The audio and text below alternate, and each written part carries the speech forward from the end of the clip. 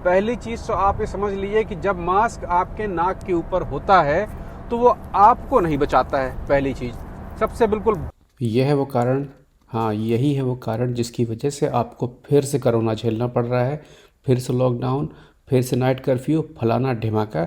आते हैं मुद्दे की बात के ऊपर कि क्या क्या चीज़ें बंद हैं, कैसे आप लोग अपना मुआवजा वगैरह ले सकते हैं होने वाले नुकसान का, क्योंकि नुकसान तो होना लाजमी है। लॉकडाउन लग रहा है, लॉकडाउन अपने यहाँ कई नामों से आ रहा है कि नाइट कर्फ्यू, फिर डे कर्फ्यू, फिर वीकेंड का लॉकडाउन और फलाना ढिमाका, क्योंकि लॉकडाउन शब्द से सरकार थोड़ा सा डर रही है। तो आप इस प्रोग्राम को बहुत ठीक से देख लें तो अपने होने वाले नुकसान का मुआवजा कैसे, कहाँ से कैसे लेना है वो समझ लेंगे, और इस कोरोना से कैसे बचना है। पहली चीज़ तो आप ये समझ लीजिए कि जब मास्क आपके नाक के ऊपर होता है तो वो आपको नहीं बचाता है। पहली चीज़ सबसे बिल्कुल बेसिक चीज़ है कि मास्क आपने अगर नाक और मुंह बंद करके पहना हुआ है तो वो दूसरे को बचा रहा है, वो आपको नहीं बचा रहा है। कहने का मतलब ये है कि अगर आप किसी ऐसे व्यक्ति से बात कर रहे हैं जिसने अपने नाक के ऊपर, मुंह के ऊपर मास्क नहीं लगाया है, तो वो अपना सारा नजला आपको दे रहा है और आप सब सूंघ रहे हैं। कोरोना इतना छोटा होता है कि वो मास्क से पार हो जाता है। ये मैं बहुत बार बता चुका हूँ पानी के उदाहरण से, लेकिन अब की बार मैं ऐसा उदाहरण बता रहा हूँ जो आपकी ज़्यादा समझ में आएगा, और वो उदाहरण है पाद। आप चड्डी पहनते हैं, पैंट पहनते हैं, उसके बाद भी पादने के बाद आपको उसकी खुशबू आती है कि नहीं आती है? दिन भर में एक आदमी 22 से 26 बार पादता है, हर आदमी। ये एक साधारण है। जिस पाद में अमोनिया की मात्रा थोड़ी ज़्यादा होती है वो आपको सुंघाई देता है, और वायरस जो है कोरोना का वो अमोनिया गैस के अणु के आसपास उतना ही बड़ा है। तो समझ लीजिए कि जिस खुशबू को आपकी चड्डी और उसके ऊपर लगी हुई पैंट नहीं रोक पाई बाहर निकलने में और आपके नाक तक घुसने में, उसको आप क्या समझते हैं कि आपका मास्क रोक लेगा? मतलब कि अगर किसी ने पाद दिया और आप मास्क के अंदर से सूंघ रहे हैं, इसका मतलब यह है कि आप कोरोना भी सूंघ रहे हैं। लेकिन मास्क पहनने से कोरोना आपके मुंह से बहुत दूर नहीं जाता है। इसी हफ्ते से हम लोग एक नई सीरीज की शुरुआत कर रहे हैं कि हमारे शरीर के अंग कैसे काम करते हैं। हम लोग शुरुआत करेंगे सबसे ज़्यादा पूछे गए सवाल से कि हस्त मैथुन शरीर के लिए नुकसानदायक होता है कि नहीं होता है, और हमारे पुरुषों और स्त्रियों दोनों की अंदरूनी संरचनाएं कैसी होती हैं। आपके अगर कोई सवाल हैं तो हमें ज़रूर भेजें, उससे हमें प्रोग्राम बनाने में आसानी होती है। अगर आपको अपने कोई सवाल पूछने में हिचक होती है तो आप उसको ईमेल भी कर सकते हैं। एक सवाल भी बहुत बार पूछा गया है कि लड़का या लड़की पैदा होने के लिए पुरुष जिम्मेदार होता है या स्त्री? जी हाँ, पुरुष जिम्मेदार होता है, और इसका पूरा एनिमेशन, पूरी फिल्म अगले हफ्ते आने वाली है।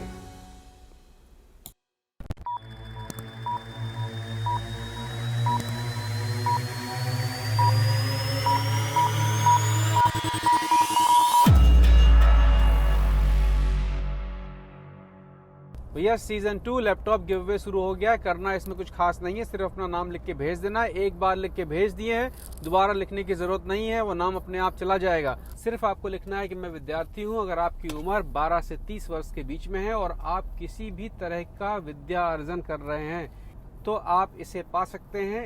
उन लोगों को, उन आईडीज को जिनको पिछले गिव अवे में लैपटॉप मिल चुका है, उनका नाम इस बार शामिल नहीं होगा। बाकी सबका वेलकम है। इसका मतलब यह है कि आप कोरोना भी सूंघ रहे हैं, लेकिन मास्क पहनने से कोरोना आपके मुंह से बहुत दूर नहीं जाता है। देखिए, जैसे इस वीडियो में आप देख रहे हैं, ये एक प्रयोग किया गया है कि ये व्यक्ति जब बिना मास्क के बोल रहा है, तो इससे निकलने वाली गैसें, इसके मुंह से निकलने वाला नाक थूक, वो 1.5 मीटर दूर तक जाता है। कोरोना को आपके शरीर में, कोरोना को चलने के लिए किसी माध्यम की जरूरत होती है। उसके हाथ, पैर और पंख नहीं होते हैं। उसको बाहर आने के लिए आपके नाक, थूक, छींक और सांस की नमी में बैठ के उसको वापस आना होता है। तो जब आप मास्क लगाते हैं तो वो नमी आपके मास्क तक रुकी रहती है। माने कि अगर कोरोना आपको होगा तो आपका कोरोना आपके मास्क में रुका हुआ है या थोड़ी दूर जाके गिर गया, लेकिन वो 1.5 मीटर दूर तक नहीं गया, 1 मीटर दूर तक नहीं गया। तो आप अगर किसी से बात कर रहे हैं तो उसको कोरोना सीधे नहीं दे रहे हैं। जो लोग मास्क नाक पर नहीं लगाते हैं वो लगाएं या ना लगाएं, कोई फर्क नहीं पड़ता है, क्योंकि सांस लेने के साथ जो हवा होती है वो भी 1 मीटर दूर तक जाती है। अगर आपने मास्क लगाया है और मास्क आपका नम है, गर्मी लग रही है अंदर, इसका मतलब कि मास्क काम कर रहा है। इसका मतलब कि मास्क ने वो नमी सोख के रखी है, वो दूर तक नहीं जा रही है। तो आप सबको पुलिस खेलना पड़ेगा।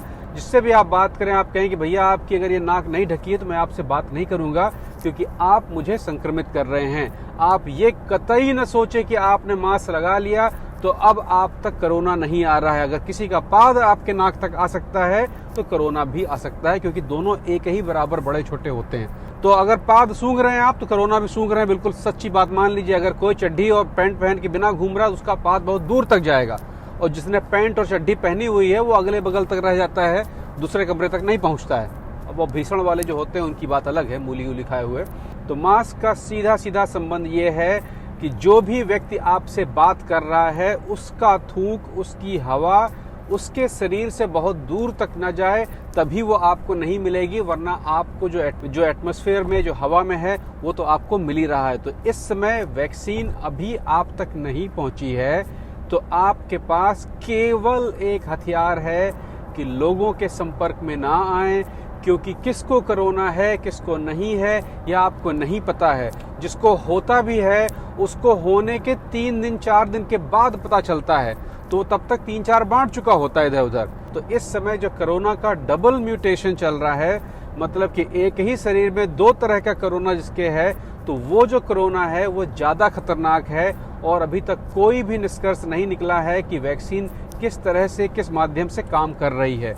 दूसरी चीज, कुछ बहुत समझदार लोग लिखते हैं, बोलते हैं कि इससे ज्यादा लोग तो उल्टी टट्टी में मर जाते हैं, ये एक साधारण जुकाम बुखार है।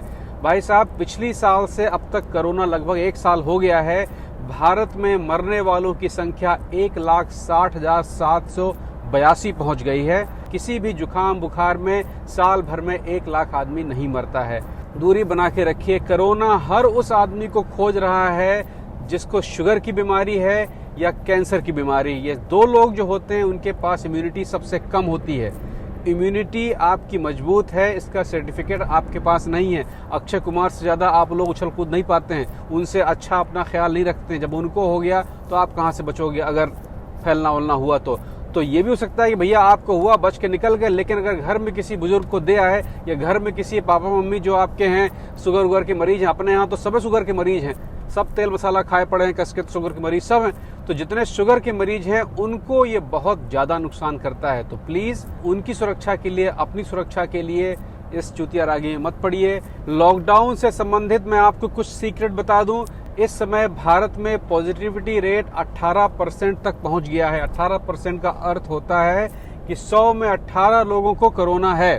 तो आप ये मान के चलें कि जब भी पॉजिटिविटी रेट आपके मोहल्ले का, आपके इलाके का 5 पार कर जाएगा, आपके यहाँ लॉकडाउन या इस तरह के जो प्रतिबंध हैं वो लगने शुरू हो जाएंगे। क्योंकि कोई भी बीमारी जो 100 में 5 से अधिक लोगों में एक ही तरह की होने लगती है तो उसे एक भीषण बीमारी माना जाता है, और ये माना जाता है कि ये आउट ऑफ कंट्रोल है।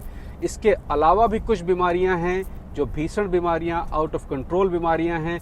उन बीमारियों में सबसे नंबर 1 पे है शुगर, और वो हर आदमी जिसको शुगर की बीमारी है उसको कोरोना बहुत ज्यादा नुकसान पहुंचाता है और लंबे समय तक नुकसान पहुंचाता है। मैं आपको केवल चीख पुकार कर सकता हूं कि भैया मान जाओ, भैया मान जाओ, भैया मान जाओ।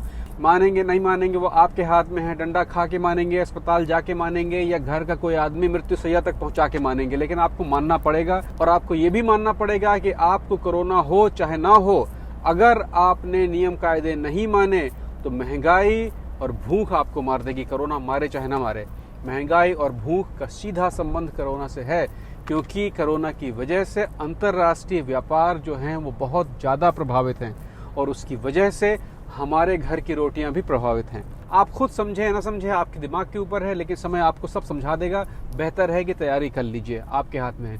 दूसरी चीज, आपदा विभाग, इस शब्द का इस्तेमाल मैंने कई बार किया है। आप लोगों को अपने अधिकार पता होने चाहिए। भारत सरकार के अलग अलग विभाग हैं अलग अलग चीजों में मदद करने के लिए। बिजली चली जाए तो बिजली विभाग में फोन करते हैं आप, पानी चला जाए तो पानी विभाग में फोन करते हैं आप। इसी तरीके से एक विभाग है आपदा विभाग। हर आपदा के लिए वहां पर फंड्स होते हैं। अगर किसी आपदा की वजह से आपका नुकसान हुआ है और आपने अधिकृत रूप से सरकार को टैक्स भरा है तो आपको अधिकार है कि सरकार से कुछ मदद मांगी जा सके।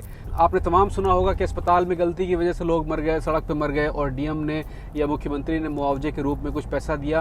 वो सारा पैसा आपदा विभाग से आता है क्योंकि उस परिवार पे आपदा आई है। इसी तरह से आपदा विभाग ने भी कोरोना के लिए भी एक विशेष फंड बनाया है। पिछले साल लाखों लाख लोगों ने उससे फायदा उठाया। असली वाले थे, नकली वाले थे, ये मुझे नहीं पता, लेकिन फायदा उठाया है। आप भी अपने कोरोना में हुए नुकसान या होने वाले नुकसान, क्योंकि अभी आपके नुकसान होने वाले हैं, क्योंकि आने वाले समय में केवल दुकानें खुलेंगी, वो परचून की दुकानें होंगी और दवा की दुकानें होंगी और एसेंशियल शॉप्स होंगी जिनसे जीवन चलता है।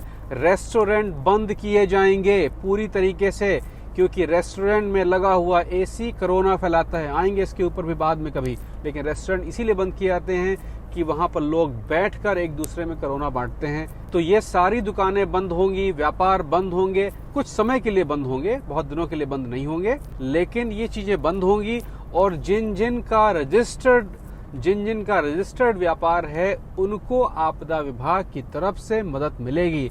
आपका व्यापार रिक्शा चलाने का है तो सरकार तभी मानेगी आप रिक्शा चलाते हैं जब आपने खुद को रजिस्टर्ड करवाया होगा एज ए रिक्शा चालक। आप कह रहे होंगे भैया ये कौन सा रजिस्ट्रेशन होता है कि एज ए रिक्शा चालक हम रजिस्टर्ड करवाते हैं? जी हाँ, इस रजिस्ट्रेशन को कहते हैं फ्रीलांस रजिस्ट्रेशन। आप अगर फ्रीलांसिंग कर रहे हैं, मतलब कि अपने काम के मालिक खुद हैं, तो आप ये कह सकते हैं कि मैं अब रिक्शा चलाने जा रहा हूं तो एज ए फ्रीलांसर, ये शब्द आपने सुना होगा, फ्रीलांसिंग रजिस्ट्रेशन जिसका होगा और उसने पिछले 6 महीने तक अपने किए गए खर्चों का हिसाब किताब सरकार को दिया होगा, उस खर्च के आधार पर सरकार ये हिसाब लगाती है कि आपका कितना नुकसान हुआ है। तो अपना रजिस्ट्रेशन करवा लीजिए। इसमें नुकसान कहीं से नहीं है, केवल फायदा ही फायदा है। ऐसा नहीं कि आप रिक्शा चलाते हैं तो आपके यहाँ ईडी का या इनकम टैक्स का छापा पड़ जाएगा, ऐसा बिल्कुल नहीं होगा। जितना आप खुल कर रहेंगे आपको उतना ही फायदा होगा। अब आते हैं खुशखबरी पे, जो आप बाहर पढ़ के आए हैं। अभी तक मैंने आपको खुशखबरी के नाम पर कोई भी न्यूज़, कोई भी समाचार आज तक नहीं सुनाया था, क्योंकि अभी तक मेरे पास कोई खुशखबरी आई नहीं थी, लेकिन अब आ गई है। खुशखबरी ये है कि यहाँ यूरोप में महामारी का कोरोना का 3रा चरण चल रहा है और इस चरण में कोरोना आखिरकार कमजोर पड़ गया है। कहने का मतलब ये है कि आने वाले समय में अब कोरोना से मुक्ति मिलने वाली है। यहाँ पर फाइजर और मॉडर्ना ने अपना काम करना शुरू कर दिया है और उसने कोरोना का चक्रव्यूह तोड़ना शुरू कर दिया। तो यहाँ की सरकारों के हिसाब से जून जुलाई के आसपास मास्क और इन सारी चीज़ों से मुक्ति मिल जाएगी। एक कोरोना पासपोर्ट इश्यू कर दिया जाएगा और जिसके पास वो पासपोर्ट होगा वो कहीं भी जा सकता है। इस पासपोर्ट के बारे में पहले बता चुका हूँ। पासपोर्ट ये है कि अगर आपने वैक्सीन लगवाई होगी तो आपको वो पासपोर्ट, वो सर्टिफिकेट मिल जाएगा और आप अपने सारे काम कर सकेंगे। जिनके पास वो सर्टिफिकेट नहीं होगा उनको हर तीसरे दिन अपनी जांच करवानी होगी। तो जो लोग वैक्सीन नहीं लगवाना चाहते हैं वो हर तीसरे दिन अपनी जांच के लिए तैयार रहें। लेकिन आपको अभी दूसरा चरण पार करना है और ये भारत में दूसरा चरण ये बहुत ज़्यादा खतरनाक है, क्योंकि भारत में लोगों ने इसको बहुत ख़राब कर दिया। लोगों ने इसको नहीं माना और अब जब पकड़ में आया तब तक बहुत देर हो चुकी है। ये सब अब फैल चुका है, ऐसा नहीं कि फैल रहा है। जिस समय फैल रहा था उस समय कोई मानने को तैयार नहीं था। याद है जब मैं कह रहा था कि अक्टूबर नवंबर के बाद एक लॉकडाउन लगेगा, ये सब बातें हो रही थी ना, ये सब बातें सरकार को पहले से पता थी, सरकार नहीं कही थी पहले। यहाँ पर दिसंबर से लगभग लॉकडाउन चल रहा है, क्योंकि दिसंबर से दूसरे चरण की शुरुआत की आमद आ गई थी। भारत में भी आ गई थी, ब्राजील में भी आ गई थी, साउथ अफ्रीका में भी आ गई थी और यूरोप में आ गई थी। यहाँ पर तुरंत लाइट लॉकडाउन लगाया गया कि उसके नंबर बहुत न बढ़ें और जनवरी लास्ट और फरवरी में हार्ड लॉकडाउन भी लगाया गया। उसके बाद जो रिजल्ट आए उसका फ़ायदा ये हुआ कि अब यहाँ पर लॉकडाउन खुलने की तरफ है और अपने यहाँ स्थितियाँ बहुत ज़्यादा ख़राब हो गई हैं। अपने यहाँ लोग अपने आप को बड़ा तुर्रम खां 30 मार खां समझ रहे थे, उसकी वजह से मामला फंस गया है। इस बार हम लोगों ने भी अपनी तैयारी पहले से बेहतर रखी हुई है। पिछली बार बहुत सारे लोगों को, ऐसे लोगों को फ़ायदा हो गया जिनको फ़ायदा सरकार की तरफ से भी हुआ और हमारी तरफ से भी हुआ। वजह ये थी कि आधिकारिक रूप से हम लोग केवल उनकी मदद कर सकते थे जो कि रजिस्टर्ड थे और उन लोगों को सरकार से ही मदद मिल गई थी। तो इस बार हम लोगों ने अपना सिस्टम थोड़ा बदला है। इस बार हम लोग ग्रुप बना रहे हैं और उन ग्रुप के तहत मदद भेजी जाएगी यहाँ से। अगर आपको लगता है कि आने वाले लॉकडाउन में आपके व्यापार और चीज़ों में क्षति होगी, नुकसान होगा, तो आप लोग चाहें तो एक वीडियो मैसेज बना के हमें भेज दें पहले से। वीडियो मैसेज जिन जिन के रहते हैं तो डिसीजन लेने में आसानी होती है और हमारे लोग जो भारत में हैं वो लोग उन तक पहुंच जाते हैं। हमें भी आसानी होती है, हम लोग अपने स्पॉन्सर्स को वो वीडियो दिखा सकते हैं और उसके आधार पर मदद मांग सकते हैं। तो अगर आपको लगता है कि आने वाले लॉकडाउन में आपके पास समस्या कुछ आने वाली है तो आप लोग पहले से अपनी दुकान, अपने चीज़ों के बारे में बता दें तो हम लोगों को एक आइडिया रहेगा। तो नंबर आपको पता ही है, उस नंबर पे आपको वीडियो मैसेज भेजना है, आप भेज दीजिए। और अगर लॉकडाउन वगैरह लगता है, नुकसान होता है, तो उसमें जो संभव मदद यहाँ से हो पाएगी हम लोग ज़रूर करना चाहेंगे। तो भैया आज के यहीं तक, फिर मिलते हैं। अपना ख्याल रखिए और दूरी बना के रखिए। मास्क मेरे ख्याल से आपको समझ में आ गया अब तक, तो मास्क जरूर पहनवाइए। पहनिएगा तो मैं कह ही रहा हूँ क्योंकि आपसे दूसरा पहनवा लेगा, लेकिन आपको पुलिस खेलना पड़ेगा। जहाँ आपने खुली नाक देखी तुरंत कहिए भैया नाक ढको वरना मैं आपसे बात नहीं करूँगा। आपको ये कहना पड़ेगा। फिर मिलते हैं, अपना ख्याल रखिए।